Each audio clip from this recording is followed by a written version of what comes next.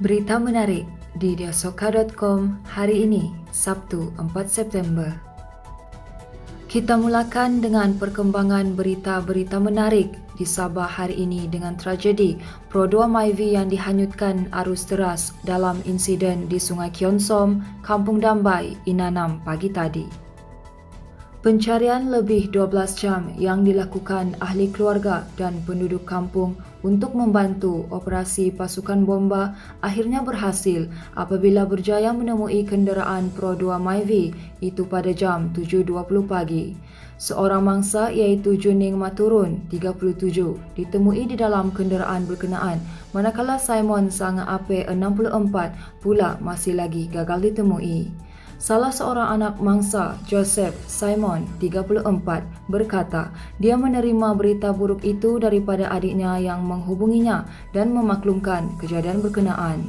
Katanya mereka sekeluarga dan dibantu penduduk kampung kemudiannya bertindak turun ke lokasi untuk mencari bapanya namun gagal berikutan keadaan air sungai yang deras. Terdahulu pada Jumaat lalu, Pro2 Myvi dinaiki kedua mangsa hanyut di Sungai Kion Som sebelum ditemui terperangkap di dasar Sungai Kion Som, Kampung Dambai, kira-kira 2 km daripada lokasi kejadian.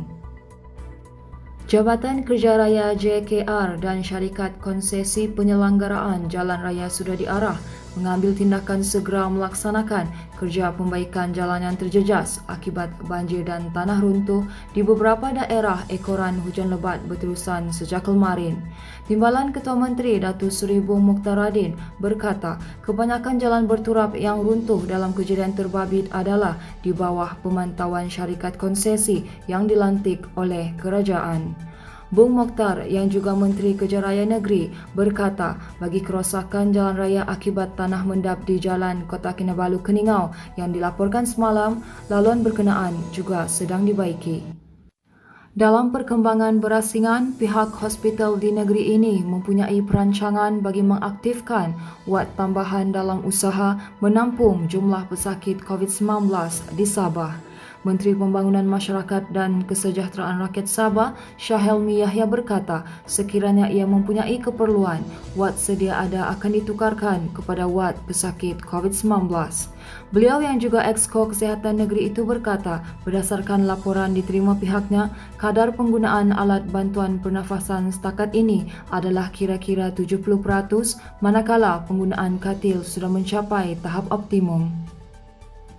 Beralih kepada perkembangan politik semasa, Pergerakan Puteri UMNO Sabah hari ini membalas kenyataan video yang dimuat naik oleh Presiden Ikatan Demokratik Malaysia Muda Malaysia, Syed Saddiq Syed Abdul Rahman berhubung peningkatan jumlah kes COVID-19 di negeri ini. Apa jadi dengan Sabah? Dulu kes COVID tak sampai 100 pun sehari, kini dah nak cecah 4,000 sehari. Menurut ketuanya, Fadilah Sarbi, berdasarkan rekod terbaru, sememangnya jumlah kes meningkat dan mencecah lebih 3,000 kes sebelum ini. Namun ia perlu dilihat dengan kadar kes terbaru, yakni 2,329 kes pada 3 September 2021.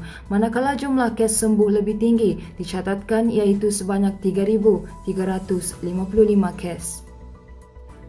Terdahulu semalam, Ahli Parlimen Muar itu memuat naik sebuah video yang mempersoalkan peningkatan kes COVID-19 di Sabah dan mendakwa jumlah pendaftaran vaksinasi di negeri ini adalah antara terendah di seluruh negara. Syed Saddiq dalam pada itu turut mendakwa kadar pemberian vaksin di Sabah 2 kali ganda ketinggalan berbanding di negeri-negeri lain. Baiklah, ini kupasan terakhir dari kami. Jabatan Kesihatan Negeri Sabah JKNS mengambil langkah proaktif meningkatkan program vaksinasi jangkauan luar termasuk menggunakan perkhidmatan doktor udara bagi mencapai sasaran 60% penduduk lengkap vaksin COVID-19 menjelang akhir bulan ini.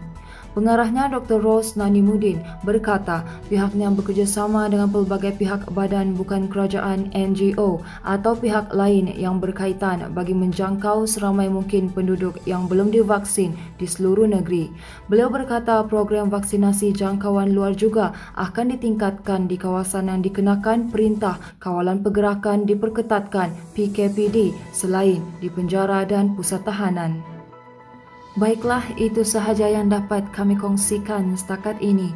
Teruskan bersama kami untuk mendapatkan berita komprehensif hanya di diasoka.com.